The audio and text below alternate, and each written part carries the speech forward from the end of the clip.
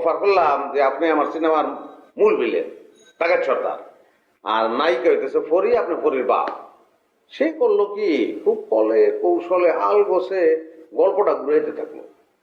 ঘুরাইতে ঘুরাইতে গল্পটা এমন জায়গায় নিয়ে গেল, মানে সে বুঝাইলো যে ফরি হইতেছে নায়িকা আর সে নায়ক। কত বড় সাবাস, তুমি চিন্তা করছো? এই বেড়া কাইল্লা, মাথায় চুলমুল কিছু নাই, সে নায়ক হইতেছে এই বুড়া বয়সে। Full HD, full HD.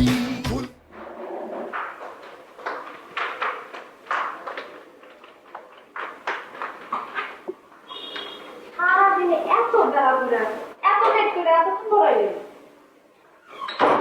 হয়তো আমি কমলি বাড়ি থেকে চলে এসেছি।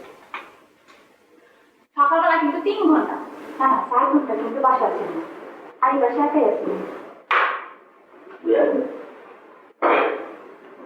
আপনি তো তাও শুনে ডাকে। দুপুরে খাবার খেলেন না? লাঞ্চ টেবিলে লাঞ্চ দেবো না, খেয়েছি, পেট ভরে গেছি, তাও শুনে খবর দেখি। হ্যাঁ, তো মনে হয় খাওয়া যায়, আমার মধ্যে ঘুমাইতে আসবে। ঘুমাইছে, একটু আলোচনা ছিল। কি খবর নাই ভাই? আরে বোন, তোমার কথাই তো আলোচনা করতেছিলাম, খবরের কথা কি থাকলাম।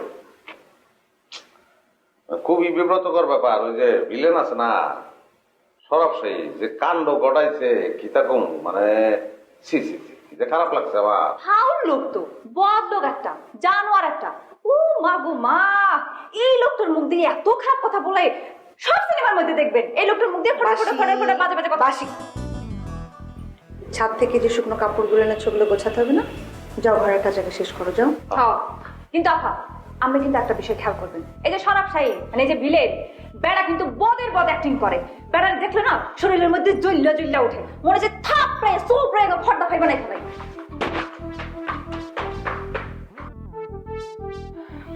সরব শাহীর সাথে আপনার কোথায় দেখা হলো? কই আর দেখা গো, তোমরা অফিসে দেখা হয়েছে। তা আমি তো মনে করো তার ভক্ত, তো তারে দেখার পরে আমি একটু এক্সাইটেড হয়েছি। কিন্তু সে যে কাণ্ড করলো কি তাকম আছে, ওটা করানোর দরকার নাই। আমি তার আমার সিনেমার গল্পটা বললাম, মানে অফার করলাম যে আপনি আমার সিনেমার মূল ভিলেন টাকার সর্দার, আর নায়িকা হইতেছে ফরি, আপনি ফরির বাপ। সে করলো কি, খুব কলে কৌশলে আল বসে গল্পটা ঘুরাইতে থাকলো। ঘুরাইতে ঘুরাইতে গল্পটা এমন জায়গায় নিয়ে গেল, মানে সে বুঝাইলো যে ফরি হইতেছে নায়িকা আর সে নায়ক। কত বড় সাবাস, তুমি চিন্তা করছো? এই বেড়া কাইল্লা, মাথায় চুলমুল কিছু নাই, সে নায়ক হইতেছে এই বুড়া বয়সে। আসলে সরব শাহীর হাতে এখন কোনো কাজ নেই, সিনেমা এক প্রকার বেকারই উনি। আপনি ওনাকে নিয়ে কেন পড়তে গেলেন সেটাই তুমি বুঝতে পারছি না। বাদে একজন মানুষ এক এক রকম হয়তো। তুমি কি টেলিভিশন দেখতে নেই? হ্যাঁ, ওই একটা লাইভ হবে, আমার এক বড় বোন থাকবেন জ্যোৎস্না চৌধুরী। প্রোগ্রামটা মিস করতে চাচ্ছিলাম না। দেখো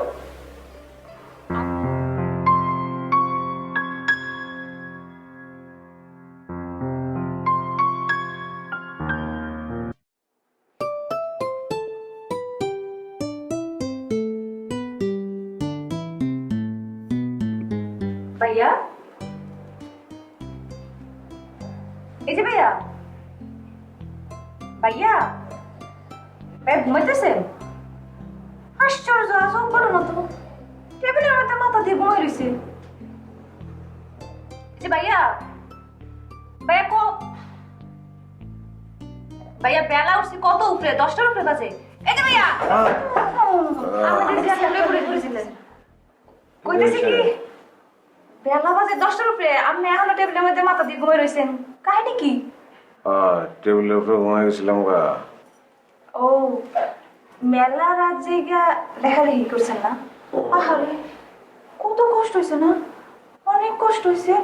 আপনি লাগতে লাগতে ঘুমাই পড়ছিলেন।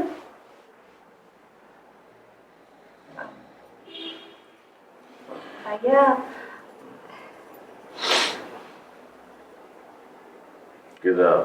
কি লাগছেন, কাহিনীটা একটু শুনাইবেন? শুনেন না কাহিনীটা, আমি শুনি। শোনা যাবো না, আর বাকি আছে, লেখি নিজে বুঝি। অনকে আলম রে শোনানো। হ্যাঁ হ্যাঁ, তো বাসায় নাই, গেছে। কই গেছে? মনে হয় অফিসে গেছে। অবশ্যই আমার কাহিনীটা মনে হলেন না। আচ্ছা ঠিক আছে, এখন এত তাড়াহুড়ো করে কোনো দরকার নেই। আমি উঠছেন আর ফ্রেশ হন, ওয়াশরুমে যান, দাঁত বিরাস করেন, রাখলে দরকার হলে আমি গোসলও করেন, মহিম লেগে সালাই কি কর।